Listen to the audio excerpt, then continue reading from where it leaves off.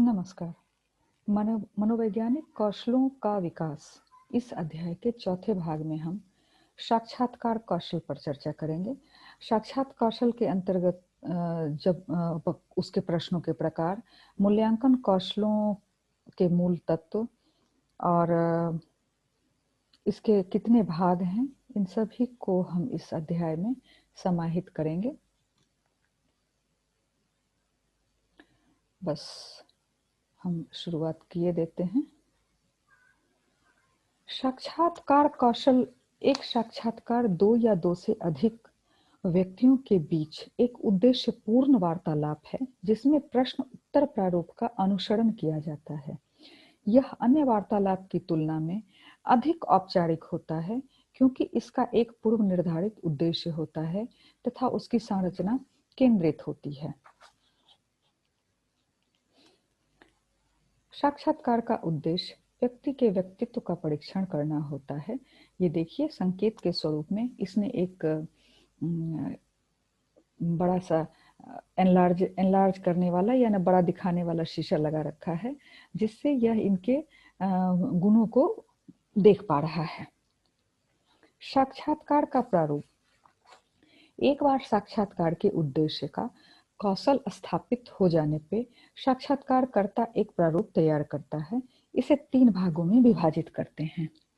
साक्षात्कार का प्रारंभ। साक्षात्कार के प्रारंभ में 2 संप्रेषकों के बीच सौहार्द स्थापित करना होता है। इसका उद्देश्य यह होता है कि साक्षात्कार देने वाला आराम की स्थिति में आ जाए। सामान्यतः साक्षात्कारकर्ता बातचीत की शुरुआत करता है और प्रारंभिक समय में ज्यादा बात करता है। इससे 2 उद्देश्य पूरे होते हैं। साक्षात्कार का उद्देश्य स्थापित होता है और साक्षात्कार देने वाला सहज अनुभव करता है। साक्षात्कार का मुख्य भाग। साक्षात्कार का मुख्य भाग इस प्रक्रिया का केंद्र है। इस अवस्था में साक्षात्कारकर्ता सूचना और प्रदत्त प्राप्त करने के उद्देश्य से प्रश्न पूछने का प्रयास करता है जिसके लिए साक्षात्कार का आयोजन किया गया है। एक साक्षात्कार के उद्देश्यों को प्राप्त करने के लिए साक्षात्कारकर्ता प्रश्नों की एक सूची तैयार करता है जिसे प्रश्न अनुसूची भी कहा जाता है। इसमें विभिन्न श्रेणियों के प्रश्न होते हैं जो वह जानना चाहता है। साक्षात्कार का समापन। साक्षात्कार का समापन करते समय साक्षात्कारकर्ता ने जो संग्रह किया है उसे उसके सारांश बताने चाहिए। साक्षात्कार का अंत आगे लिए जाने वाले कदम पर चर्चा के साथ खत्म होना चाहिए। जब साक्षात्कार समाप्त हो रहा है तब साक्षात्कारकर्ता को साक्षात्कार देने वाले को भी प्रश्न पूछने का अवसर देना चाहिए। हम अब देखें कि साक्षात्कार प्रश्नों के प्रकार कितने तरह के होते हैं। प्रत्यक्ष प्रश्न ये स्पष्ट होते हैं और इनको विशिष्ट सूचनाओं की आवश्यकता होती है, जैसे अंतिम बार आपने कहाँ काम किया था। मुक्तोत्तर प्रश्न ये कम स्पष्ट होते हैं, केवल विषय को बताते हैं, जैसे आप अपनी नौकरी में कुल मिलाकर कितने प्रसन्न हैं। अमुक्तोत्तर प्रश्न ये अनुक्रिया के विकल्प भी प्रस्तुत करते हैं जिससे अनुक्रिया का जो विस्तार है संकीर्ण रहता है। उदाहरण के तौर पर, क्या आपको लगता है कि उत्पाद संबंधी ज्ञान या संप्रेषण कौशल एक विक्रेता के लिए कितना बहुत अधिक महत्वपूर्ण होता है। द्विध्रुवीय प्रश्न यह अमुक्तोत्तर प्रश्न का ही एक प्रकार है। इसमें हाँ नहीं अनुक्रिया अपेक्षित होती है।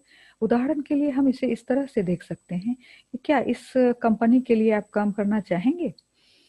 संकेतक प्रश्न ये किसी विशिष्ट उत्तर के पक्ष में अनुक्रिया देने को प्रोत्साहन देते हैं। इसे एक उदाहरण के रूप में हम देखें कि क्या आप इस पक्ष में नहीं है कि इस कंपनी में अधिकारियों का एक संघ बने। फिर है दर्पण प्रश्न। इनका उद्देश्य होता है कि व्यक्ति ने जो कहा है उस पर परावर्तन करके विचार करे या उसको आगे बढ़ाए। जैसे मैं इतना परिश्रम करता हूं पर मुझे सफलता नहीं मिलती, कि कृपया ये बताएं कि ऐसा क्यों होता है। अब हम आते हैं कि साक्षात्कार प्रश्नों के उत्तर किस तरह दें। अगर हमें लगता है कि प्रश्न समझ में ना आए तो स्पष्टीकरण के लिए हमें पूछना चाहिए। प्रश्नों को समझकर उत्तर देना चाहिए। एक समय में एक ही प्रश्न का उत्तर देना चाहिए। नकारात्मक प्रश्नों को सकारात्मक में बदल देना चाहिए।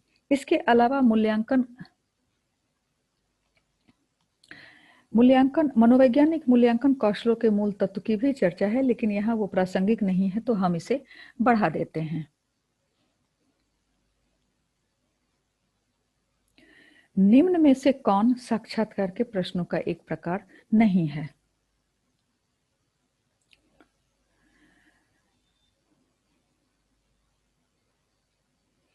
यह चौथा भाग यही समाप्त होता है। संक्षिप्त था, मुझे लगा कि ये थोड़ा बड़ा होगा, लेकिन कोई बात नहीं। हम जो अगला भाग है वह भी संक्षिप्त ही है, तो उसे लेकर हम प्रस्तुत होते हैं।